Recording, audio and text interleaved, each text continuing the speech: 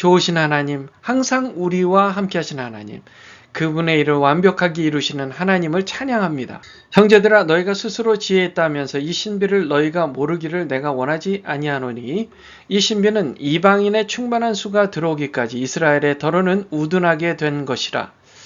그리하여 온 이스라엘이 구원을 받으리라 기록된 바, 구원자가 시온에서 오사 야곱에게서 경건하지 않은 것을 돌이키시겠고, 내가 그들의 죄를 없이 할 때에 그들에게 이루어질 내 언약이 이것이라 함과 같으니라. 아멘. 사도 바울은요, 하나님께서 신비스러운 분이라고 얘기합니다. 근데 그분의 그 지혜, 그분의 하시는 일을 사람이 도무지 알 수 없다. 그분의 하시는 일이 거의 완벽하다라는 것을 이 사도 바울은 깨달아 알았어요. 하나님께서 그분의 선택하신 백성들 이스라엘과 또 이방인 중에서 하나님께서 선택하신 사람들을 구원하시는 그 일을 하시는 방법을 오늘 이 본문에서는 얘기하고 있는 거예요. 그 방법이 뭐냐면요, 하나님은요 이스라엘 사람들을 선택해서 첫 아들로 삼았지만, 그 선택하신 백성으로 삼았지만, 하나님은 거기서 끝나는 게 아니라 이방인들을 구원하시기 위해서 이 이스라엘 사람들이 보기에 여호와 하나님이 이방인들을 사랑하시는 모습을 얘기하십니다. 그 예수 그리스도를 통해서 누구나 믿기만 하면 구원을 받도록 십자가 못 박혀 죽으신 거예요. 그래서 이스라엘 사람들이 도무지 그것을 이해하기가 어려운 거예요.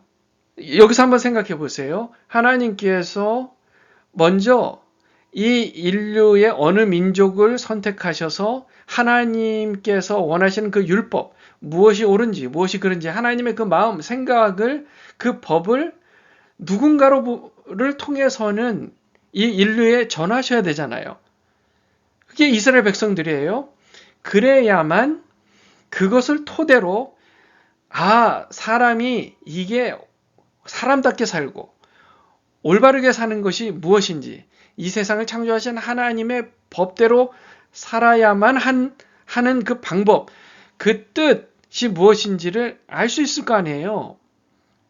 그것을 모르면, 옳고 그름 자체를 모르면 회개할 줄도 모르는 거고요. 예수님이 왜 십자가 못 박혀 죽으신지도 모르는 거예요. 믿음이 있을 수가 없어요. 자, 1번 율법이 있어야 돼요. 그 율법을 2번 한 민족에게 그것을 줘야 돼요. 그게 이스라엘이었어요. 그래야 인류 전체가 복음의 진리를 알게 되는 거잖아요. 이 방법으로 하나님께서 이스라엘 백성을 택하시고 그 율법을 알려주시고, 그래서 이방인들이 봤을 때 우리가 지금까지 살아온 게 엉망이었구나.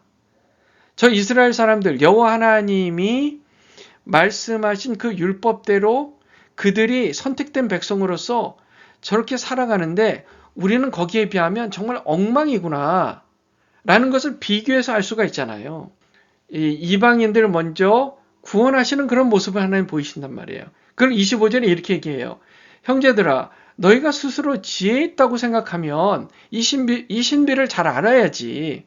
이 신비는 이방인들이 믿는 그 충만한 수, 하나님 원하시는 그 수가 다 차기까지 이스라엘 사람 중에서 이 진리의 말씀, 하나님의 뜻, 복음의 진리를 아직 깨닫지 못하는 것을 하나님께서 이미 그렇게 계획하시고 이루신 거야. 그 순서대로. 이걸 알아야지 하면서 26절에 온 이스라엘이 구원받게 되는 것은 정해진 거야.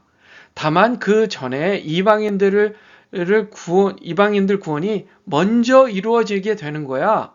그리고 27절에 이렇게 연결해서 얘기합니다. 이스라엘의 죄를 모두 사해 주실 것이야. 결국은 이스라엘을 버리신 게 아니야. 다시 이스라엘에게 돌아가서 율법을 전혀 지키지 못할 인생들, 사람은 하나님의 율법을 100% 지키지 못하기 때문에 예수 그리스도의 보혈의 피만이 우리 사람을 구원할 수 있어 라는 것을 이방인을 통해서 알려주시고 오히려 그것을 다시 알게 된 이스라엘이 또 죄사함을 받게 될 것이다. 복음으로 하면 그들이 너희로 말미암아 원수된 자요, 택하심으로 하면 조상들도 말미암아 사랑을 입은 자라. 하나님의 은사와 부르심에는 후회하심이 없느니라. 너희가 전에는 하나님께 순종하지 아니하더니 이스라엘이 순종하지 아니함으로 이제 긍휼을 입었는지라. 29절에 하나님은 선물을 주신 것, 구원을 하신 것, 선택을 함으로써 하나님의 자녀로 삼으신 것, 이것을 결코 취소하지 않으시는 분이라는 사실. 30절에 이방인들은 하나님께 순종하지 않았었다는 거예요. 그랬죠? 이방인들은 어땠어요? 뭐가 옳은 것이고 뭐가 그른 것이고 전혀 몰랐어요. 그러니까 자기 소욕대로 그냥 막 살았습니다. 하고 싶은 대로 죄 지을 것 다 지으며 살았어요. 이방인들은요. 왜요? 율법이 없었으니까. 그랬는데 이스라엘이 순종하지 않음으로써 대신 너희가 긍휼을 입었다라고 지금 얘기하고 있는 거예요. 이와 같이 이 사람들이 순종하지 아니하니 이는 너희에게 베푸시는 긍휼로 이제 그들도 긍휼을 얻게 하려 하심이라. 하나님 모든 사람을 순종하지 아니하는 가운데 가두어 두심은 모든 사람에게 긍휼을 베풀려 하심이로다. 깊도다 하나님의 지혜와 지식의 풍성하며 그의 판단은 헤아리지 못할 것이며 그의 길은 찾지 못할 것이로다. 너희 이방인들처럼 31절에요. 너희 이방인들처럼 이제 이스라엘이 순종하지 않게 되었다는 거예요. 순서가 뒤바뀌었어요. 그렇지만 결국 이스라엘도 너희처럼 긍휼을 얻게 하려 하신다는 거예요. 결국 이스라엘도 그로 인해 긍휼을 받게 되는 것입니다. 그러니까 이스라엘 사람들은 자기들이 율법을 잘 지키니까 긍휼 같은 거는 필요 없다고 생각한 거예요. 영적인 교만이죠. 대신 그것에 비해 이방인들은 우리는 긍휼이 필요해요. 그러니까 우리 수가성의 여인 이야기를 들어보면 나도 예배드리고 싶은데 유대인들은 다 자기들 있는 곳에 성전에서 예배드려야 된다고 하는데 솔직히 소외감을 느껴요. 이런 얘기를 하는 거잖아요. 마음이 가난한 거예요. 마음이 가난해야 하나님 저 좀 도와주세요 하는 거잖아요.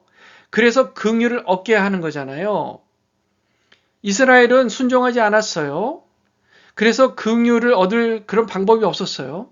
오히려 이방인들이 먼저 마음이 가난했기 때문에 하나님의 긍휼을 입었어요.